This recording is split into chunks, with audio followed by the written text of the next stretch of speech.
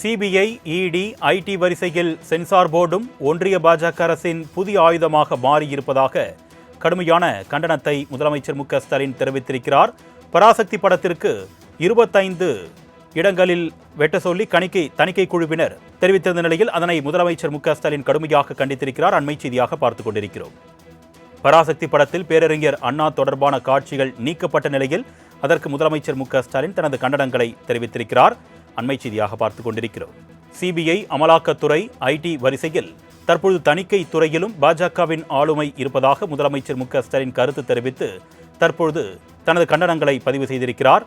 CBI, அமலாக்கத்துறை, வருமான வரித்துறை வரிசையில் தற்பொழுது சென்சார் போர்டும் ஒன்றிய பாஜக அரசின் புதிய ஆயுதமாக மாறியிருப்பதாக கடுமையான கண்டனங்களை முதலமைச்சர் மு.க.ஸ்டாலின் பதிவு செய்திருக்கிறார்.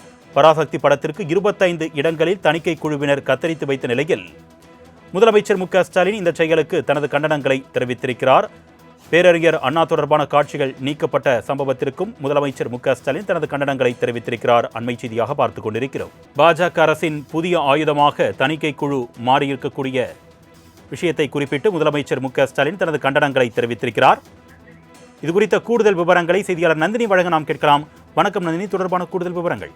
வணக்கம் அருணேஷ். சென்சார் கடுமையான கண்டனங்களை தமிழ்நாடு முதலமைச்சர் தெரிவித்திருக்கிறார். சிபிஐ, ஐடி சென்சார் போர்டும் மத்திய பாஜக அரசின் புதிய ஆயத்தமாக மாறியுள்ளதாகவும் இதற்கு கடுமையான கண்டனங்களை தெரிவிப்பதாகவும் தமிழ்நாடு முதலமைச்சர் கூறியிருக்கிறார். குறிப்பாக இன்றைய தினத்தை பொறுத்தவரையில் ஜனநாயகன் படத்திற்கு யூஎன் சான்றிதழ் வழங்க சிபிஎஃப்சிக்கு உத்தரவிட்ட தனி நீதிபதி உத்தரவை சென்னை நீதிமன்ற தலைமை நீதிபதி அமர்வு தற்காலிகமாக இடைநிறுத்தியது.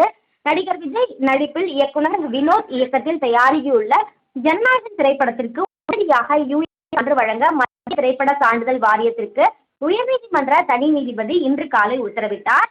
இந்த உத்தரவை எதிர்த்து மத்திய திரைப்பட சான்றிதழ் வாரியம் சார்பில் மேல்முறையீடு செய்யப்பட்ட நிலையில் இந்த உத்தரவுக்கு இடைக்கால தடை விதிக்கப்பட்டது.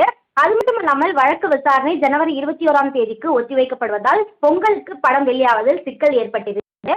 இந்நிலையில்தான் தற்போது தமிழ்நாடு முதலமைச்சர் தன்னுடைய கண்டனத்தை பதிவு செய்யக்கூடிய வகையில் தன்னுடைய எக்ஸ்தல பக்கத்தில் பதிவொன்றை வெளியிட்டிருக்கிறார். அந்த பதிவில் சிபிஐ, இடி, ஐடி வரிசையில் சென்சார் போர்டும் மத்திய பாஜக அரசின் புதிய ஆயுதமாக மாறியுள்ளதாகவும் இதற்கு தன்னுடைய கடுமையான கண்டனங்களை பதிவு செய்து கொள்வதாகவும் தமிழ்நாடு முதலமைச்சர் தெரிவித்துள்ளார். கூடுதல் விவரங்களுக்கு நன்றி நந்தினி.